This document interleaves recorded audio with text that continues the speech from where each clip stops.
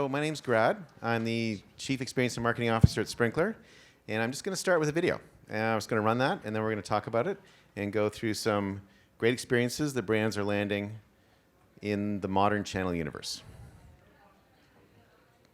So just set this up really quickly. This is the camera is on the head of a 12-year-old girl, and she's at the top of a 60-meter ski jump. It's the first time she's ever done the ski jump. And just to calm you down, nothing bad happens in this. It's not a cautionary tale or anything like that. So it's an inspirational tale. So just listen carefully to how she talks to herself. I'll be fine. Have fun. I'll do it. Well,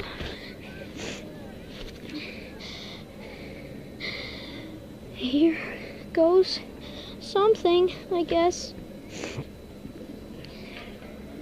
Oh. Okay, you can do this. I'm gonna jump. You got it. Whoa, my ski's slipping off. Just remember, never snowplow, okay? No snow plows. Just keep it straight and you'll be fine. Do Okay. the same thing you do on the 20. Straight. Do you go faster on the in run? Little bit. A little bit? Yeah. Is it any steeper, do you think? Not much? Same steepness, it's just longer. Well, just longer. Just longer. Just a bigger 20, that's all. Yep. Have It's a fun. bigger 20.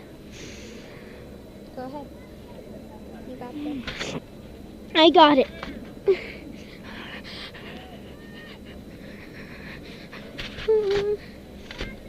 It's fine. You'll be fine. Okay. Here The longer you wait, you'll be more scared. I go.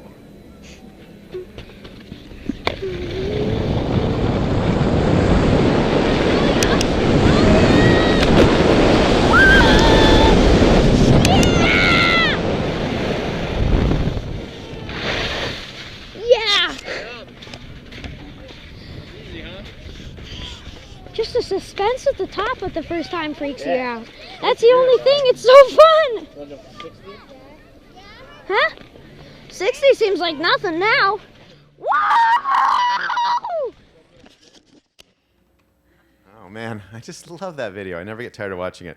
You know, the reason I'm showing it is that this fear of the unknown that she has at the beginning, and just the way she self-coaches herself through it is quite interesting. But this fear of the unknown is a lot of what we're all dealing with right now. There's so much change going on. The MarTech world is changing so quickly. And, you know, it's sort of tricky to start it down the slope. But, you know, once you get down the slope, you know, it's just a bigger 20. But you got to get down the slope in the first place. And, you know, one of the slopes I find interesting is one question I've started asking people is, when's the last time that you sent a personal email to like a family member or a friend? Just randomly send an email expecting an interaction. Think about that for a second. And then when's the last time you just randomly made a voice call to someone just to say hello? It's been a while, right? And then the other question I like to ask people is, how much of your marketing budget is based on email? And how much of your marketing budget and your care budget, customer care budget, is based on voice? And I think the question you ask yourself is, what's going on there? Why have we all moved to modern channels, and why are we still using traditional channels for a lot of our marketing spend? So we're going to kind of go through that a little bit. One of the sort of problems and challenges that we have as we sort of think about how to build things is, you know, where do we go? And typically what I see most marketers do, and I've made this mistake myself, is they start with the tool set. Right? I'm going to buy this tool, I'm going to buy this platform, I'm going to buy this technology, like that's going to fix it. And then I'll buy another one, Well, today the average marketing department has 91 point solutions, and many have many more than that. You know, larger banks and larger institutions have hundreds of point solutions in the marketing department. It makes it really hard to operate in an efficient way, and it's a lot of risk for the organizations. And so the model that I like to sort of tell people about and sort of evangelize is this idea of mindset first, then the skill set. I'm going to spend quite a bit of time on there, and then the tool set. So I want to spend just a moment talking about mindset. And a mindset is, for me, one of the most interesting and challenging things. Mindset is standing at the top of the 60, trying to get ready to go down that slope. How am I going to do that? How am I going to make that happen? How do I get the right mindset for what I need to do? I find that human beings are imprisoned by the past all the time. It's very difficult for us to project to the future. If you think about your keyboards, I see many of you, effectively utilizing keyboards right now. What was that keyboard like? Why is that keyboard the way it is? Why are the keys where they are? Do you know?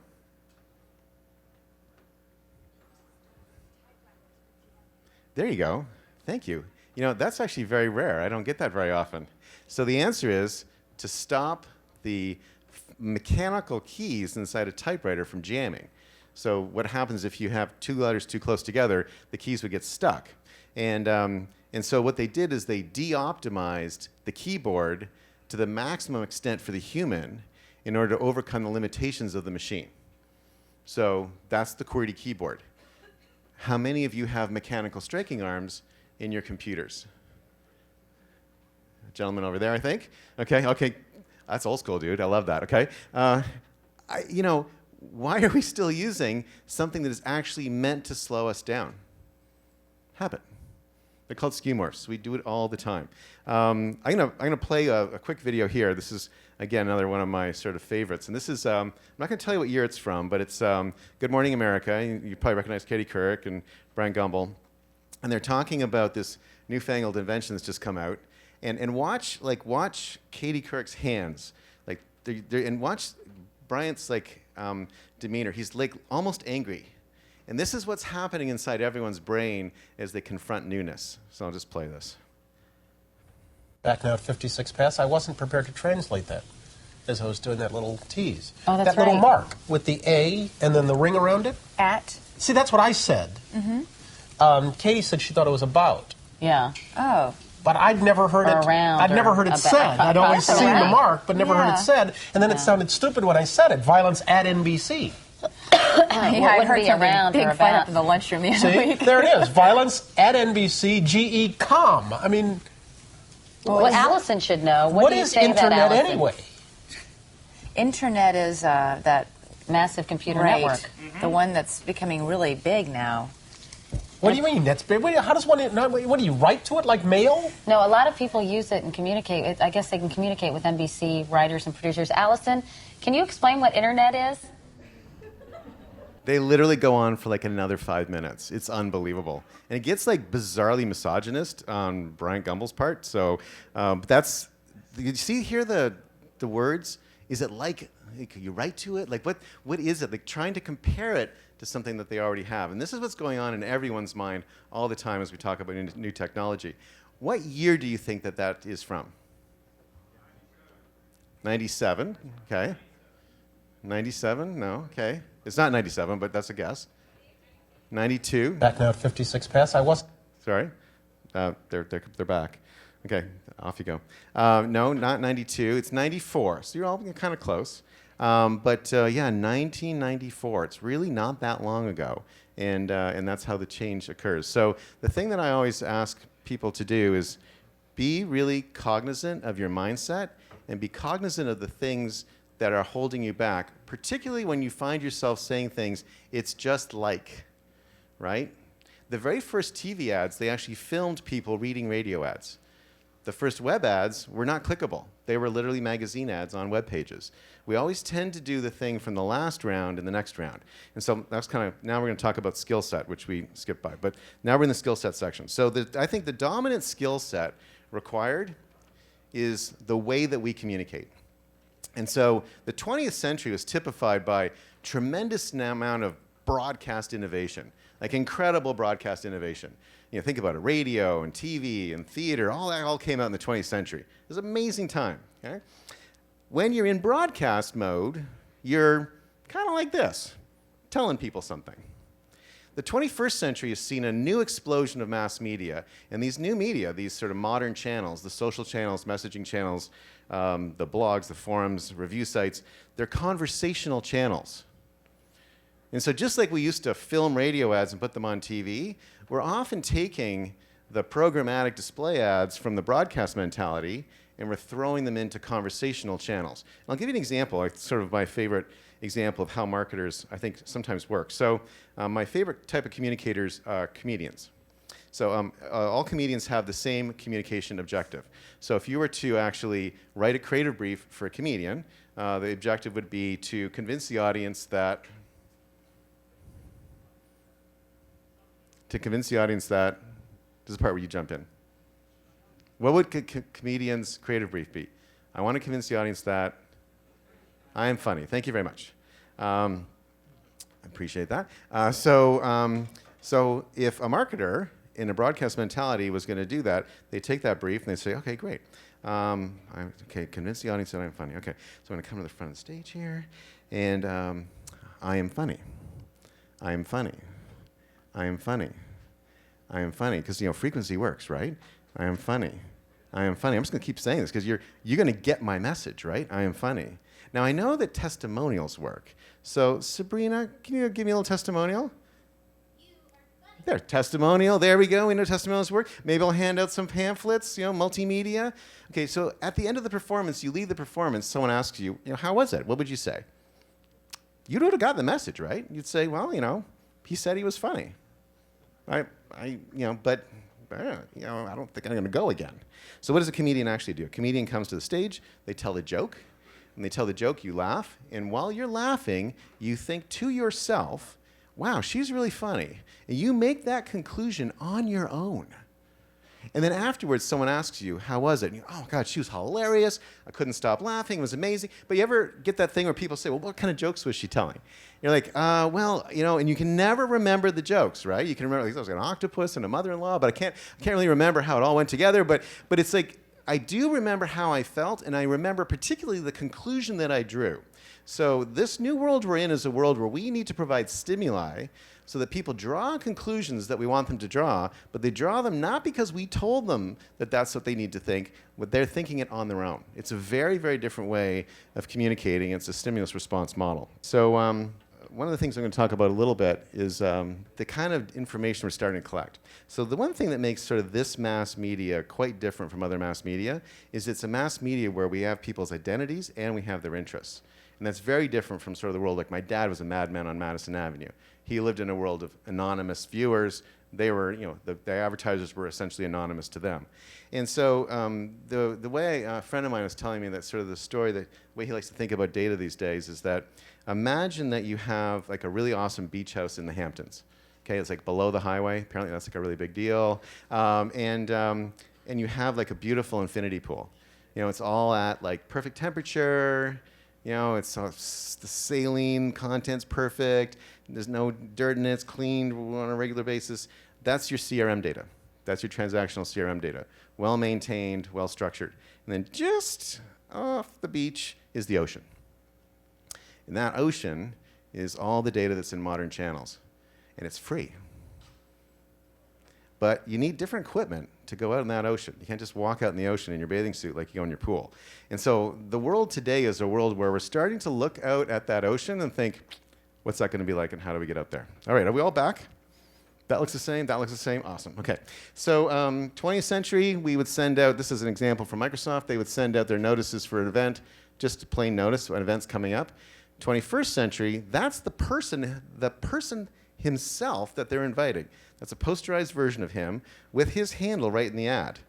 They do hundreds of thousands of these. And this is a good example. They've done millions of these ads now because Microsoft wanted people to think that they were cool, but like the marketing comedian, when they said, we're cool, people were like, dude, no, you're not.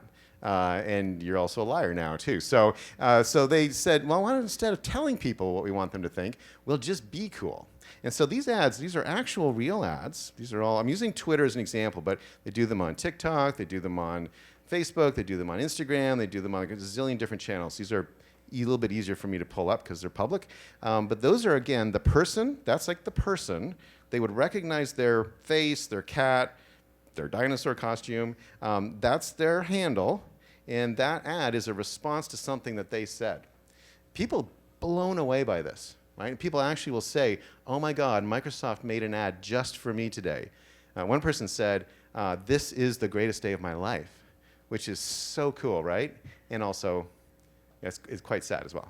But it's mostly cool. And so this is a very different motion. You have to be able to have a bunch of different tools to be able to do this at scale. But what you're seeing is you're starting to see brands personalize things in very different ways. And they can also join in the zeitgeist. So in this case, this is a post from Dave Hinkle, who's an influencer in the gaming community. And he says, for never was a story of more woe than this of Juliet and her Romeo. Okay? And that was picked up actually by Microsoft with image search, because there's no mention of Xbox or anything. So they saw the partial Xbox logos and the PlayStation logo, and they thought, well, we should have some fun with this. I don't know what they're doing. Like, they're probably like asking directions or whatever, but why don't we take it all away, put them in love, and if these two can make it work, there's hope for all of us, right? That got to 9 million people. It was favorited and retweeted thousands of times. Then got picked up in the media, and GameZone and many others said things like, Microsoft approves of inter-console relationship, which is, family-friendly, but just dirty enough to be kind of fun to listen to. And that is, for me, a really interesting part of these new modern channels. This is an example of what a brand named Chewy did. It's a little hard to read, but I'll tell you what happened. An owner said, hey, thanks for the latest shipment of pet food. Unfortunately, my dog has died and will not be able to eat it. I have limited use for the dog food. Can I send it back? And so Chewy wrote back in a handwritten note, hey, you know what? That's super sad. We're really sorry about that. Keep the dog food and donate it. We're going to give you your money back anyway, and our sympathies. That person then said, wow. They put that online, they talked about it, and they got hundreds of thousands of engagements out of that. And this is the world we're moving into is a world of one-to-one conversational direct communications. One more example. I'm going to give you one from on myself. So I'm a B2B enterprise software platform. So you'd think, well, in B2B, like they're obviously not going to do stuff like that. That's all consumer stuff. In fact, in B2B is a very emotional sale because people are buying based on their chances of being successful. So it's actually B2B, almost every B2B product is selling against the same insight, which is, will this piece of software help me be more successful in my career, and what are the chances of it getting me fired? Those are the two opposing sort of poles on that. And so this is an example of Burger King. We have a lot of sort of franchise, McDonald's, Chick-fil-A, et cetera, because there's a location insights tool inside Sprinklr that makes it really easy to rate the experience score of different stores. And so Burger King was not a customer, so we thought, got to try to get them. We tried a million different things. They'd rebuffed all of our sort of approaches. Finally, Fernando Mercado, who's the CMO, he posted this really interesting new menu item. When I show this to European audiences, they're horrified, but they're crispy pretzel chicken fries, apparently delicious. And so he put that up, and we thought, okay, here's an interesting opportunity. So a couple of my experienced managers zipped out to Herald Square, and actually this is actually a boomerang, so they're kind of like taking the fries and putting them in their mouth, and they said, hey, and they literally got the first order. Like the manager had to look up how to make them. And 1 minute later, 1 minute after we posted this, Fernando said, I want some. And then other people on his team started liking it. So you could start to compose the buying committee and the other influencers. So that's kind of cool. So a bunch of this started happening. Now we kind of figured out how to talk to Fernando. Now you'll notice there's not a single mention of buying Sprinklr here. Trying to form a relationship, which is like, if you think about how you're all interacting at this conference, you're not walking up to people and saying, hey, download my white paper. You're actually trying to kind of get to know them. So the Burger King goes to the race, and so we did a post about that. These are the only triple crowns we're thinking of. It's going back and forth and back and forth and back and forth, right? Finally, Sammy, who's the person in the bottom left-hand corner, has acute appendicitis and goes in for an emergency appendectomy. Okay?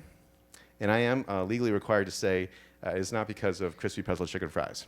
But who knows? She ate a lot. And so she's in there. She goes home. She posts that she's posting from home.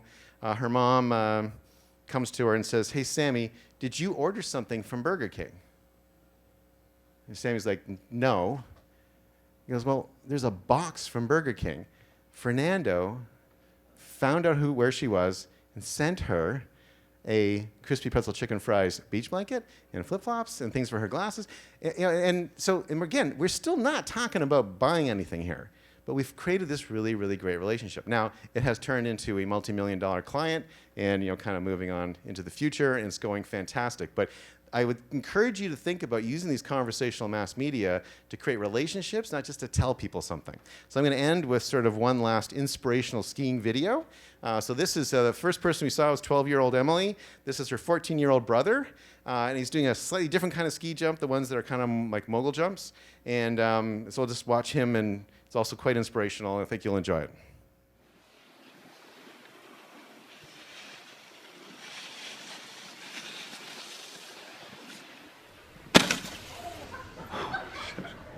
It doesn't always work out. Just want you to know, you're not always going to work. Anyway, thanks a lot. Enjoy the conference.